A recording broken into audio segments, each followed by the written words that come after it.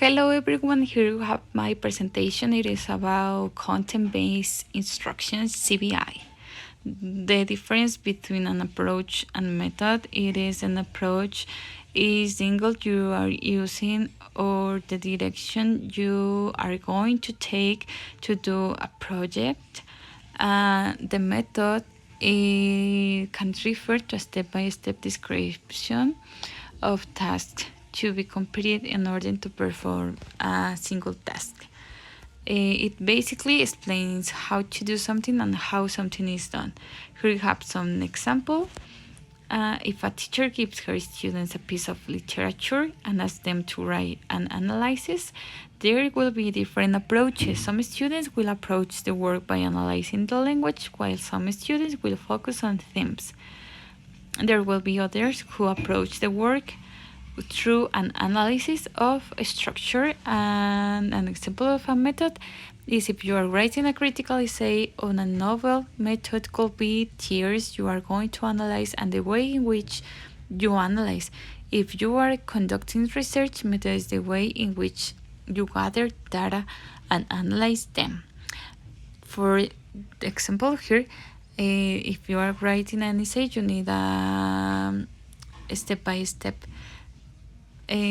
instructions to contain all the stages. Here we have definitions about content-based instruction by Richards and Rogers. Content-based instruction refers to an approach to second language teaching in which teaching is organized around the content or information that the students will acquire rather than around a linguistic or other types of syllabus.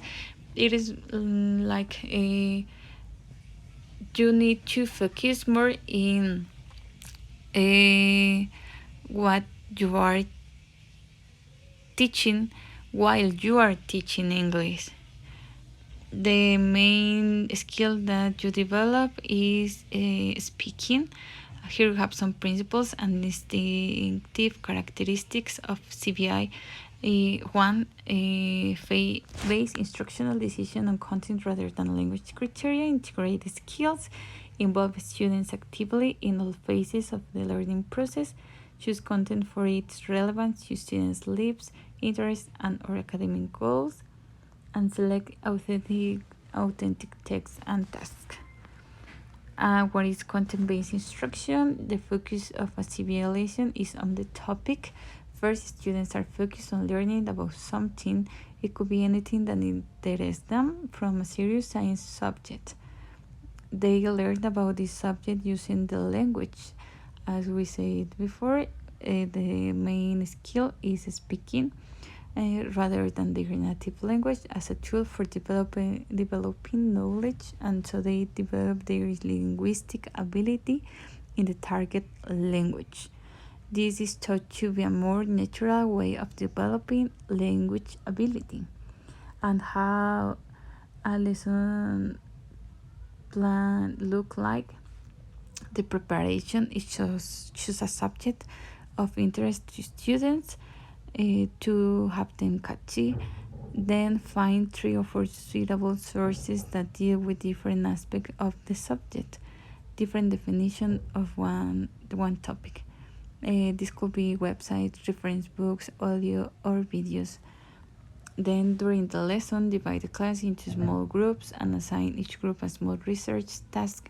Source of information to help them fulfill the tasks they need to read.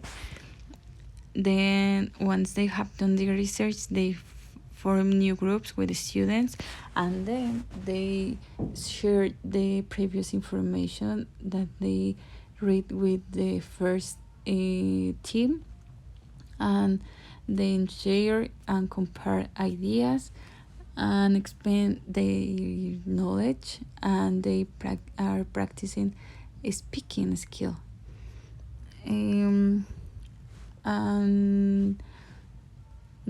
And that is the more advantages of this.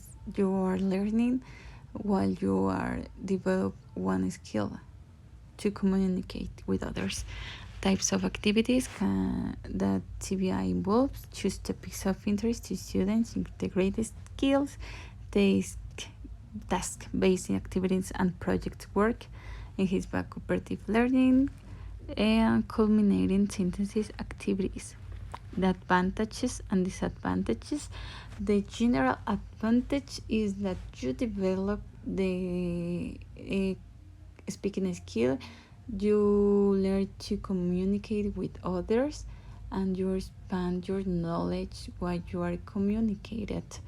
And a disadvantage is that sometimes we as students, I don't know why we prefer to speak in our native language to do the task quickly and understandable to our partners, but not, we need to use and encourage students to use the target language. The conclusion is the CBI can be both challenging and demanding for the teacher and the students. It can also be very stimulating and rewarding. The degree to which you adopt this approach may well depend on the willingness of your students, the institution in which you work, and the availability of resources within your environment. So we need to encourage students to read and then share information in the target language, not in the native language, just for to do the tasks quickly. And the reference. Thank you so much.